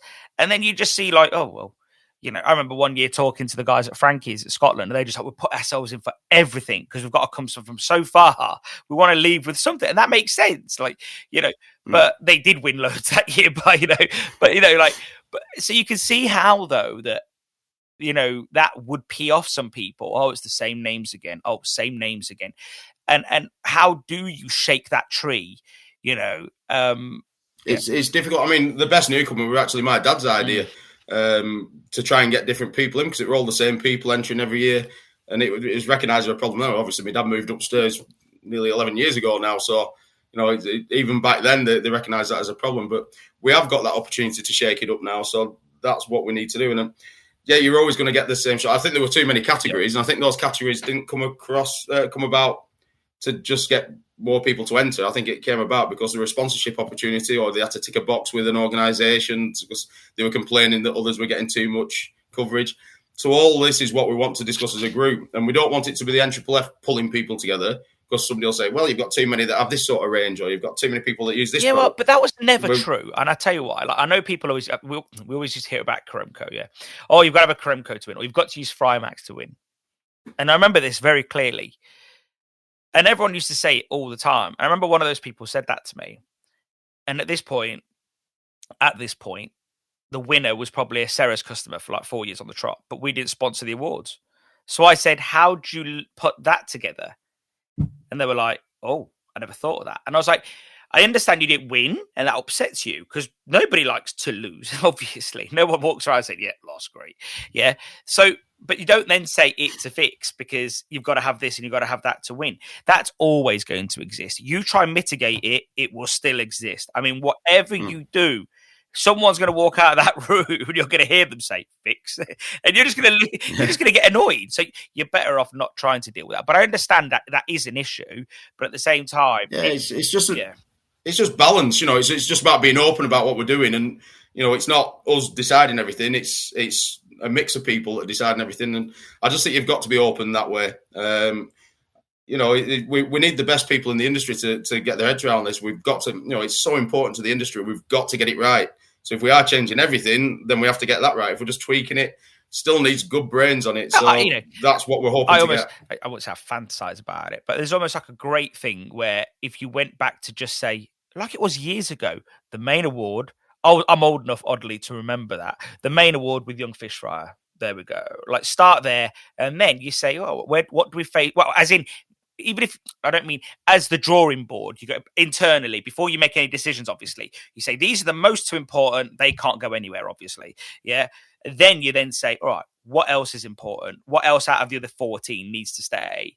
We can only keep 6, though, for argument's sake, as a mental challenge, and that's my idea. But I don't know. I just think that, when when you've got people talking about, again, I'm not knocking anybody at this organisation, but when you've got people talking about potatoes, which is already covered in the main award, and then we've got a little award that covers that on the side as well. So is it really necessary? Like, I don't know. It might be. The consensus might be that it is really necessary that there is a separate award for that. But it might also be that actually, was it? Like, I don't know. And that could be anything, by the way, not just that one. Yeah. I'll take that point. But I think we've got a greater opportunity now because Seafish obviously were just interested in fish and they had to have food service. And I weren't interested in Morrison's or Tesco's or Asda winning an award or Green King pubs. That's not our bag, so we don't need to. So in your mind, the best thing that's come out of this is the fact that it can be strictly fish and chip restaurants and mobile, not food service. Again, that'll be up to the committee if people. Well, I mean, on a personal level, they should be involved, on a personal level, yeah. Well, I mean, we don't represent Green King pubs or Punch Taverns, or we represent independent fish and chip shops. That's our organisation. But again, we do it's brand fish and chips. That's. I know it's really early, and I know this idea holds no weight. It's just an idea. One idea I had years ago was imagine if the entry process was the quality audit. I say audit. You see, I remember the new name. Yeah. So yeah, imagine if that was the entry. You have to do that first. Clearly, if you do that, you're good enough to go through. Would you say that still holds some weight, or? I've got. I mean, I actually said to Marcus, we don't want it to be the fact that people think they've got to have an NFFF membership to enter. I think they should be a member because of the work we do. I think everybody should be a member. So I certainly want them to go down the route, but maybe there's a mechanism where people they've had the inspection when they do the QA, so maybe they don't have to do it. But again, we need to get this first meeting with the committee, and I think this will just be assemble the troops, and then we'll have another meeting early next year to really get into time frame. We're looking early 2023 for the event, so we've got to work back from that. So we've got to get cracking. It's a 9-month process for the independent takeaway. It's very rigorous. Some bits can be changed, some bits can be done Zoom-wise, and the day before. That again is up for discussion. The thing is now what's changed with what's COVID has allowed is that you don't have to have this long meeting in Warwick or Coventry or Leicester and everybody meets there, have your sandwiches. This can be, look, we just need an hour. All we're talking about is this. There's going to be 24 people on the call. Have your thoughts ready. That's it. All we're talking about is this, though, rather than, how's your mum? How's your dad? And because we all know each other. Everyone knows each other. Everyone's going to be like, Andrew, how you doing, mate? Whatever you say. Whereas if you say it's a 1 hour Zoom call, all we're talking about is this topic today, you could probably speed that process up somewhat, couldn't you? Yeah, that's the plan. And obviously we're all scattered across the country. So, but for now, it's about getting the right people involved. And that's whoever they are, it's got to be personal feelings aside. Not everybody gets on in the industry and everyone's got different ideas. We need to get everybody who can make a valid input into the process, because it's the industry's opportunity to get this right, and that's what we want to do. I think I won't put so much pressure on yourself on getting it all right from day one. For me, the message will be, the message should be, we're trying to get this right. Yeah, we are going to keep listening and making changes. And I think some people may have thought that the last regime wasn't very good at listening. I'm trying to say it in the politest way possible, because I do like Nikki and I don't want to blame her for everything. And it's not fair to do so. But she had also different pressures and different things around her that we don't see. So what we could say is, look, we are trying to get this right, and it won't be perfect in 2023, but we are listening and we are trying, but the fact still remains, you need to be in it to win it. So, don't sit there saying, I'm never entering, it's a fix, it's a load of crap, when you could actually just enter and win something, and maybe you didn't win, but you learn something, you get some feedback from it and so on, but we look. Yeah, but I think we've got to get those foundations as good as possible, and that's what I'm trying to say. We've got this one opportunity to totally restart it, and then after that, it's going to be down to tweaking it each year. And obviously, we do listen. I try, as you'll know, I try and put myself out there as much as I can. Probably too much, I've heard. Yeah, don't start any rumours. But no, it's a good opportunity to do it, and nothing's. off the agenda. We'll discuss everything. We're looking for input. We want to get it right as well as we can do it, and we want to make sure it has the best benefit for the industry, and that's what it's all about. It's about raising standards, promoting the products. There's a lot of good comes from the awards. I've been involved in it for 10 years, and it wasn't perfect, but it was pretty good. And we always got a good winner, and we always got a lifting train. We always got good publicity, and we have gone more sustainable. We have improved our training. We have improved premises on the back of the awards. I think it does help people. It steers the industry in a certain direction, and I think that's important. I think it gives people ideas and gives people something to aim at. So, and well, like on that note, mate, if you need anything from me, or Ceres or whatever, let us know. We're happy to help wherever possible. How is the quality audit going? You made some bold changes there. How is that all going now? What is it? Has it been a year now? Yeah, well, just over. Obviously, it used to be a physical audit. We've changed that to online with Zoom. It's been received. We don't get everything right, and I know there's been a mixed reception to it. And isn't there always going to be? Well, yeah. I mean, controversial. We've always looked for a principal sponsor, a consumer-facing sponsor. So when Miscan came along with Saracens, they offered us some money. We'd love to get somebody like Coca-Cola, or there's also those kind of products.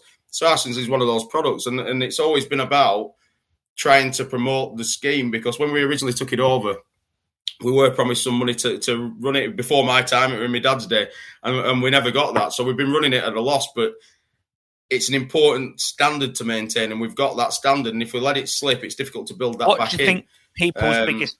So I think that was the main driver for keeping it going. And obviously we had to do something during the pandemic. But the cost of going visiting shops is, if people want to pay for that, we couldn't do it just at the moment because the network's kind of, or the assessors are kind of busy in their own operation. So, and also you're taking a risk going into somebody else's business that you might pick something up and bring it back into your own. Okay. So, but that risk is dwindling with vaccines. So there could be the opportunity for a bolt-on. What do you think people's concerns were about the headline sponsor for this? I think some people thought, no one in particular thought that it was implying that they use that product, but I don't think it does. It's a sponsor for. Well, you've made that clear, surely. You've made that clear. I as a person, I actually don't mind Saracens vinegar. I actually enjoy it a lot. I would like as a person who likes fish and chips, I like Saracens vinegar. I also am a fan of all vinegar. So, providing it's nice and sharp and tangy, I'm having it. If there's no, NBC or Saracens, if it was red wine vinegar, white wine vinegar, that's going on there. Because I want something acidic with my fish and chips, Now, if it was me, again, and this is just my opinion, if there was Saracens in front of me or NBC, I'd probably reach for the Saracens, yeah? Again, preference, yeah? But if there wasn't, I'm not going to cry about it. It is just what it is. But it's a headline sponsor you're after. So, like you said, you would have liked Coke, you would have liked Heinz, I guess. You would have liked anybody, but you wanted a headline sponsor that was customer-facing. Yeah, so that was the idea. And what we wanted to do as well is release the guide, which we had to do one last year. The events with the pandemic overtook things, and it wasn't the right thing to do in spring, which is when we'd like to have done it. So we've put one out later on, but with the support of the sponsor, it got in front of millions of people. It got in 40 publications or up to 40 publications across the country. It got in some national. I've had people coming in saying, we saw it in I've got Newcastle Chronicle. I think it's a great fit for Saracens. I think, because Saracens, let's face it, if you're a vinegar company, you want to be associated with fish and chips. Let's be honest, And I think one of the people that's got a real issue with it more, and I think this is where there may be some misunderstanding, I don't think it's the fact that it's Saracens. One person said to me what they take issue with is with their survey, is that they say X amount of people prefer real vinegar. Well, if you frame any survey as real, now I know where MBC comes from. I know it's acetic acid. I know where acetic acid comes from. I know the story. But if you then said, if I said to you, or let's say if I stood in your shop and asked all your 1,000 customers that week, do you prefer real batter or fake batter? I'd be surprised if anyone said fake batter, because no one knows what it is and it doesn't exist. But the point is, what he was getting at is, if you frame any question in a certain way, you can make it look like something is better than the other thing. I think I know what you're talking about. Yeah. I have seen him. He's framed questions a certain way to reinforce his argument. Everyone frames questions a certain way to make it work for them. It's like those bloody studies, isn't it? 99% of people that eat meat get cancer, and what they do is go find people that got cancer and say, "Hey, what did you eat yesterday?" "Oh, I had a steak kidney pie." And it's like, "Oh, what else did you eat?" "Oh, I had a sausage roll from Greg's." "Oh, what else did you eat?" And then they discount the fact that all of these foods are heavily processed, and they discount the fact that there's loads of other food with it, and carbohydrates, and it's just the meat part. And I get your point, and I get his point. Yeah. I think if you go down to a shop that serves malt vinegar and stand around outside, you're going to get the results you want. And I think that we put it out. We've tried to stay away from doing that, to be honest. In recent times, it was put out by our office, and they probably didn't pick up on the sensitivity. But it's just press release. But this is the thing. So you guys as NFFF have a lot of hats you wear, yeah? And so I understand this somewhat, and I may get upset with some of them because I'm a human. But you've got the magazine, you've got the quality awards, you're now going to have quality audit. You've now got so many different hats.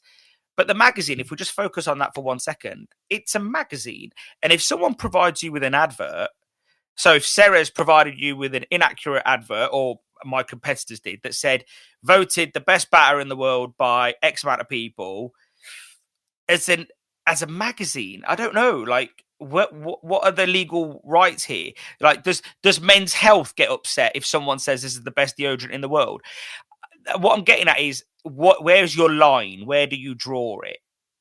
If it's something we disagree with, we'd certainly go back to the advertiser and say, "I'm sorry, that we don't think that's right." And we would not run an advert we're not happy with, or intentionally run an advert we're not happy with. Sometimes, as you say, we've got a lot of arts and we've got our own business and our own stuff to deal with. So sometimes things slip through, especially at the moment, because everything just seems so much harder work, doesn't it, at the moment? But we don't intentionally run anything that's inaccurate, adverts or editorial. We would pull it if we weren't happy with it. Now that you're really busy, I have an advert I want to put in the magazine. But I'm in charge of media, so I'll definitely see it. I thought I'd give it a try. You know what I mean? What's going on with MSC? Any news on that front with you guys, or? Yeah, well, I met with Lauren the other week. And I do think they probably had a kick in for sure. I mean, I don't think Seaspiracy helped, and I think things have moved on. Maybe also not having the awards, because that was always one of the things that people saw as a prerequisite. But we are committed to the ethos of MSC. I think we need something. For me, and I see discussions on the group, and people say, "Well, I buy MSC fish, so why do I need to bother with a certification?" Well, if nobody buys it, then it won't be there to buy, if you know what I mean. If nobody gets accredited, it won't be there to buy. And we need something to answer critics. That's a definite. So it's all right, people saying, "Oh, well, I don't need to do it," but it's going to be me or one of my other board members with a camera in the face having to answer a question about sustainability in the future, and it does help with that. I'm not saying it's perfect, and I've told MSC this. I think they need to make some changes, and we've Craig Moore, when he was still with us at the NFFF, myself and Craig met with him several times through lockdown and said, "Look, you need to change it." And I think the ball's really in their court. But we are going to get this initial group over because we're committed to doing it, and we're an organisation that stands by its word. And then after that, we'll have to see how it progresses and see the interest. But I do think they need to accept the fact that they have had a little bit of a reputational damage. We see Seaspiracy. Regarding Seaspiracy, I don't think they did anything wrong. I think, in my view, just personal opinion, and I'm friendly with Lauren, and I think whatever they did, they would have lost in that. If they went on, you saw what happened to the others. They didn't look good, did they? I think one of the people got sacked. So no one actually came out of that looking good. Yeah.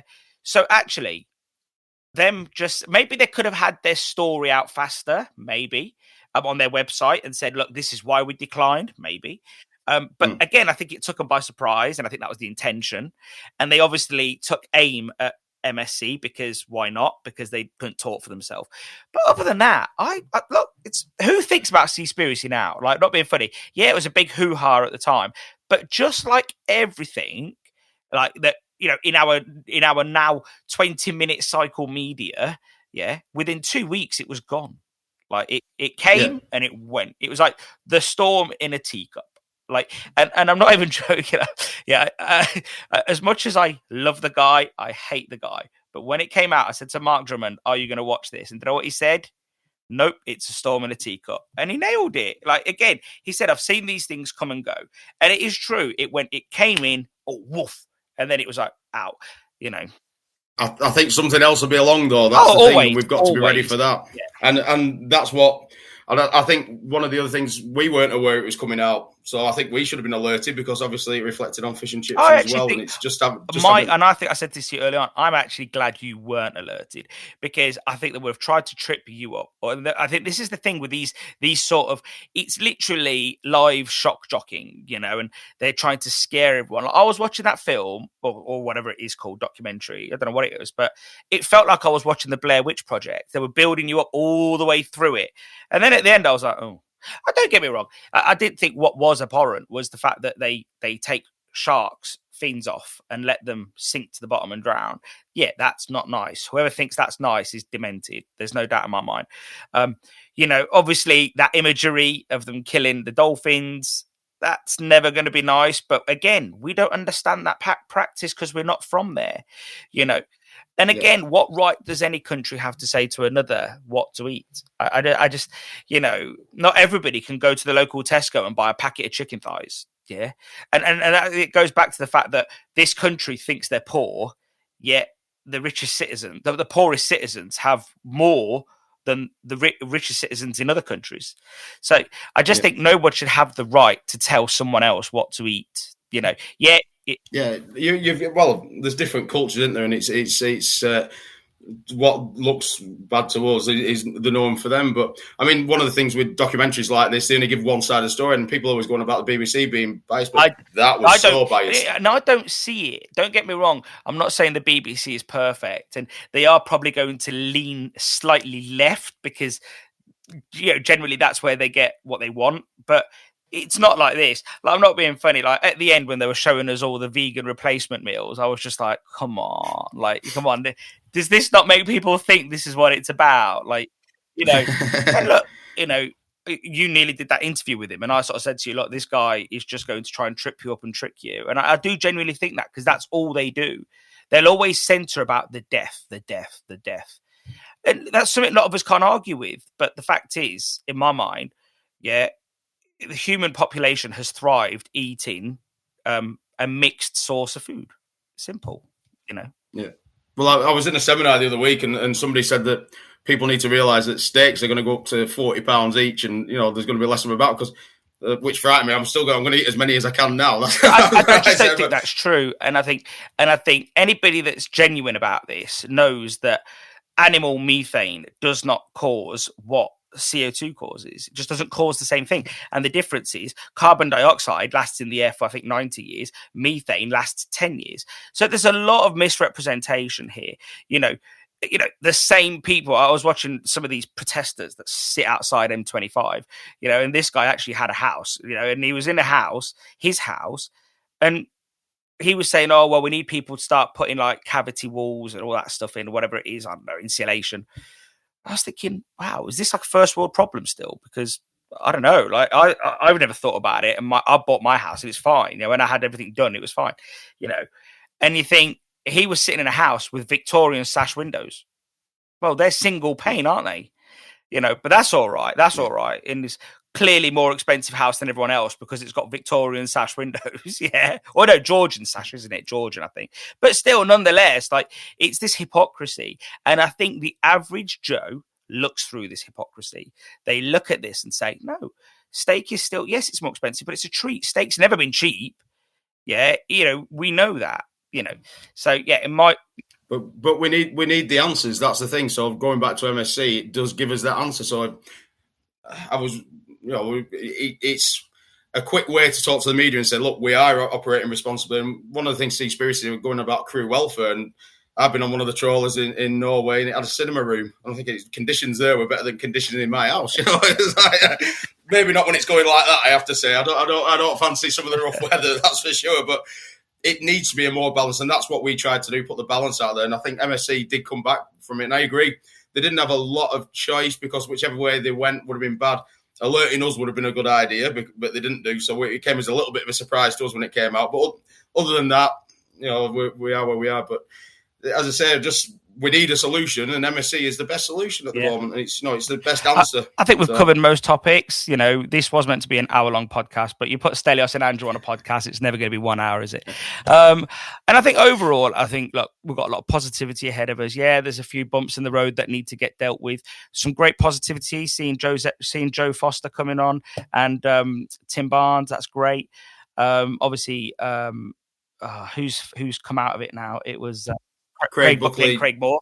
Craig's obviously a busy lad with his family and his business growing. The two Craigs have handed in their helmet, and so again, it is just what it is. It's nice to see some progression, different people. Nice to see the progression. Nice to see that you're taking over the awards. Nice to see you listening. The only downside with the quality audit, I will say, is I just remembered. I've got it on my thing here. Is that just basically, I think the bolt-on needs to be the main thing. I think because without a physical visit, I think people are going to trick the system, in my view. That's just my concern. I think you can't do anything else like that, like BRC or Salsa or anything like that. So, but do people want it? They'd have to pay for it because the way it worked. I know it's a bit like MSC. I've raised this with MSC because the idea was that MSC would be a bolt-on to the QA. And how can you have an environmental accreditation that's encouraging people to drive all around the country to assess it? And I just don't think it. You know yourself. If you see how somebody handles the products, manages their oil, you see the finished product, you get a good feel for what it's going to be like. Yeah. And then on one day when you assess it, if you physically assess it, it could be bob on. The next day, it could be rubbish. You don't know. Yeah, I guess there's risks in all of it, I guess. But for me, I think this is just a bit of an open gouge, really. It's just like, it's just a big wound. Like, I think it needs to be fixed. I think that's just my opinion.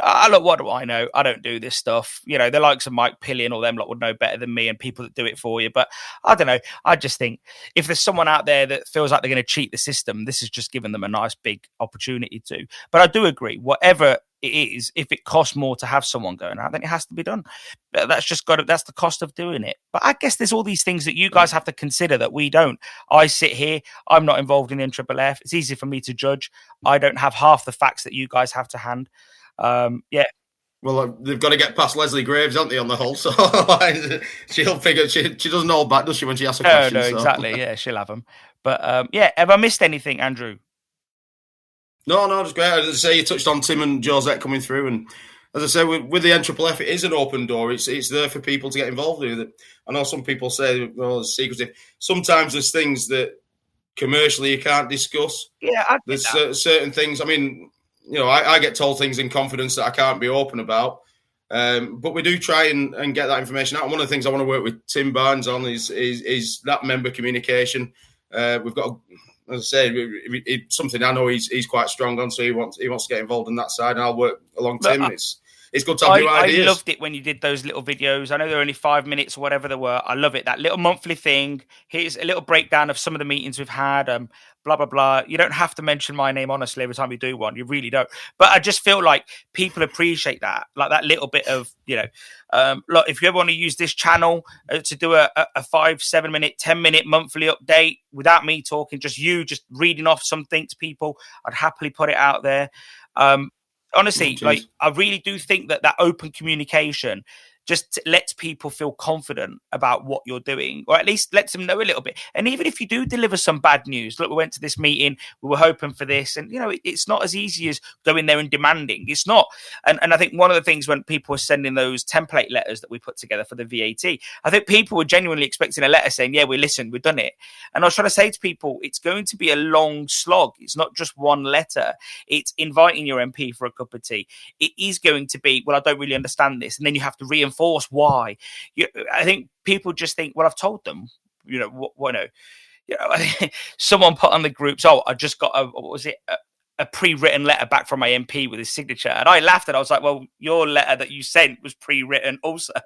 So it did make me chuckle a little bit. But I think even if you're delivering some not so great news every now and then, Andrew, I think it just keeps people in the loop, and it makes them understand the difficulties of what a small organization is doing, that you are trying to make these partnerships, that you are trying to work together so you have a louder voice.